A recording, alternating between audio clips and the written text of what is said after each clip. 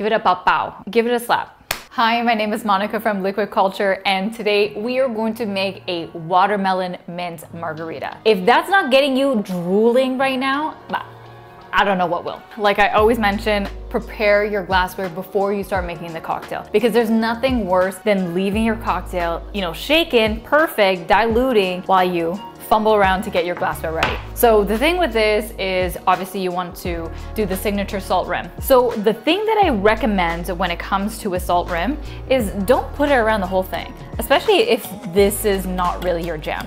I like a touch of salt, and that's why I kind of leave it in a corner of the glassware. I have it on the edge of my mouth and I'll have a little sip, a little bite, and it's perfectly balanced. So now we're going to be filling up our glassware. So we got our glassware that we're filling.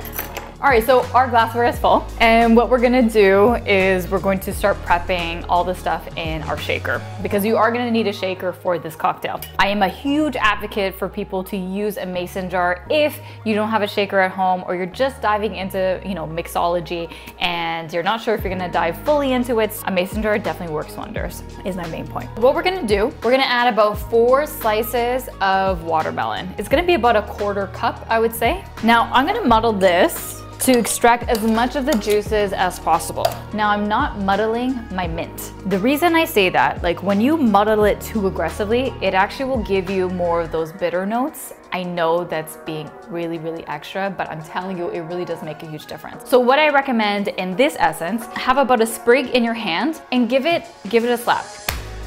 Give it a pow pow, okay? Give it a nice little smack to release its aromas. That's all it needs. You just want that herbaceous and freshness and almost sweet notes coming through instead of the harsh bitters from the greens. Just a little fun fact for everyone here. Then we're gonna be adding, obviously we need tequila when it comes to margaritas. You can use a Reposado if you wanted, or really any other brand, but I wanna tell you first, the people of Jalisco love El Tequileno. They're the ones who sip on this bad boy. So I highly recommend picking this up. So we're gonna pour 1.5 ounce of this into our shaker, and we're gonna be using 3/4 ounce of freshly squeezed lime.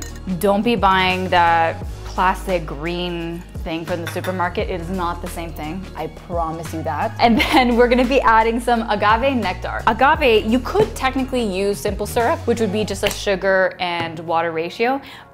Think of this phrase, what grows together goes together. And since tequila is agave, why not use agave nectar for your sweetener component? So we're gonna use 3/4 ounce of this.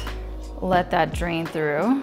Maybe I should have done that first before putting in the lime, because then you get all those juices out. We're gonna fill the shaker up with some ice and then give it a shake and strain. We're gonna fill our shaker now with some ice to get this shaking and strained and you sipping on a wonderful margarita. I probably filled that up at least halfway because I knew I wanted to give this a good shake. Like I always recommend, try and have your top bit come in at an angle so that you have a linear shaker. It's gonna make it so much easier when you're shaking it and trying to actually release all the goodness that's trapped in here. Let's shake. All right. Of course, my last one is gonna be the one that gives you a little bit of a hard time. But it goes to show, it doesn't matter how long you've been doing this, you can still fumble with the shaker. So we're gonna grab our strainer, pour it over our fresh ice, and look at that gorgeousness right here. You could double strain it if you want to kind of refine it and not get those watermelon bits. But I'm not sure if you're like me, I actually kind of love tasting those little fruits. I feel like I'm having a fruit salad or something. So yeah, that's all done. I'm gonna just garnish it with a fresh mint, which again, give it a little slap. And the aromas are gonna come out so much more, so that when you're drinking this cocktail, you're gonna get that whiff of mint right away. All right, so let's give this a try. Oh. Guys, this is so good. I know I like a lot of my cocktails, but I promise you, if you are shaking this up, I'm sure you're gonna be as enthusiastic as I am. If you want more tequila and delicious summer recipes, I promise Liquid Culture is here to hook you up, because all I want is for you to be your best home bartender.